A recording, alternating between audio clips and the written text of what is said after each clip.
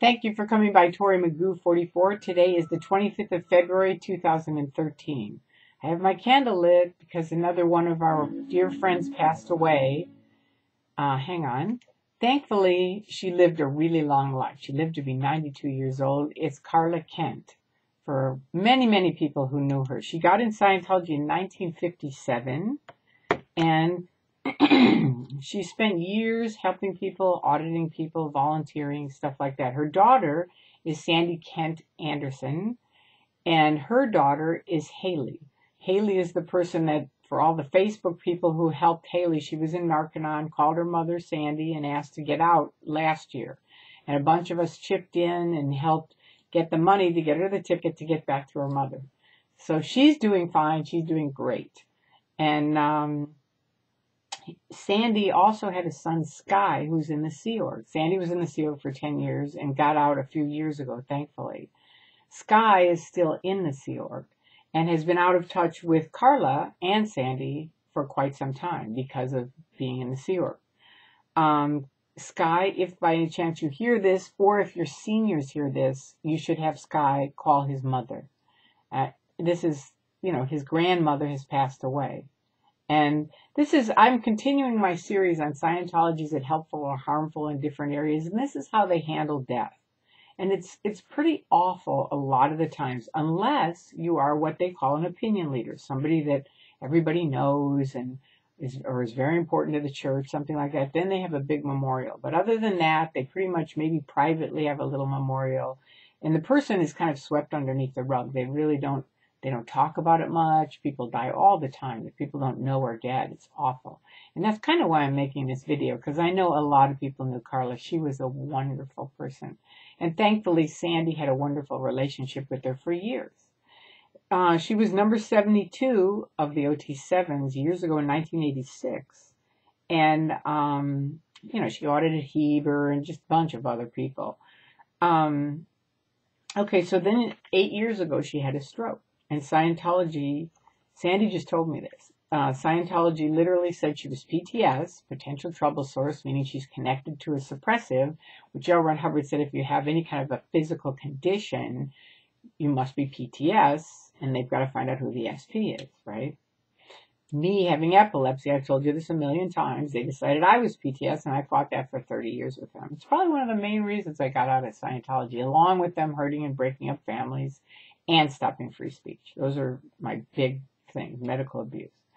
But her mother had a stroke 8 years ago, and literally the DFP is the director of processing. It's like the head person over auditing, called Carla, who was on OT7 at the time, and said, okay,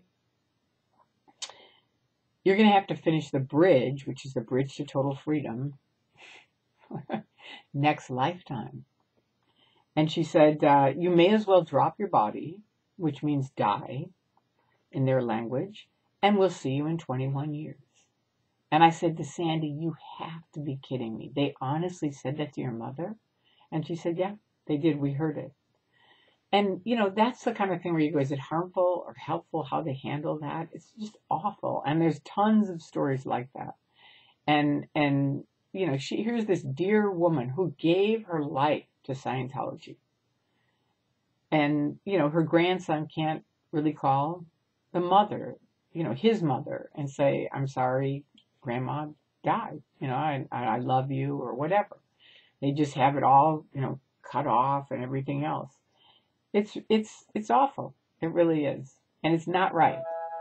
And this is probably her calling me right now, but I'll have to call her back. Hang on. Let me see. It is. It's her. Because I called her. I wanted to ask her one question about this. But anyway, I'll finish this and she'll see it and know that was her calling. And anyway, there you go. That's the way it is. But for everyone out there, if you can, please light a candle for Carla to help light her way, on her way. And thank you all for being the loving, kind people that you are. And to Scientology, to anybody in the Sea Org, you do not have to stay. You can leave anytime. It's nothing more, I've said it over and over, than you being on one side of the street and walking over to the other side of the street. That's it. They've said it on the news and big media all around the world. You can leave anytime you want. Really? Well, then there you go. They've said it. These are your executives of your church saying you can walk out at any time. So why stay? I mean, you know it's not great. You know you're not clearing the planet. The planet is a wreck. If Scientology really had any of the tools that they say they do, the planet would at least be a little bit better. And it is not at all better. It is way worse. And don't say it's because you need more OTs, because that's a cop-out. That's a cop-out. If David Miscavige, which he did, said the Berlin Wall went down because OT8 came out. So if you have that power, you should be able to handle homelessness, all these wars, just these horrible things that Hubbard said, a world without crime and a world without, well, where is it? It isn't in 50 years. So if you're in, come on out. If you're thinking of going in, look again. Look around the internet. The information is out there. Time, place, form, and event of all kinds of us who've spent lots of our lives thinking the same thing you are. Well, maybe whatever. I wanted to help people. Well, I could help people clear people. Well, I didn't realize there are no clears. That's really the way it is. It's just a dreamed up thing that Hubbard came up with, and it sounded good.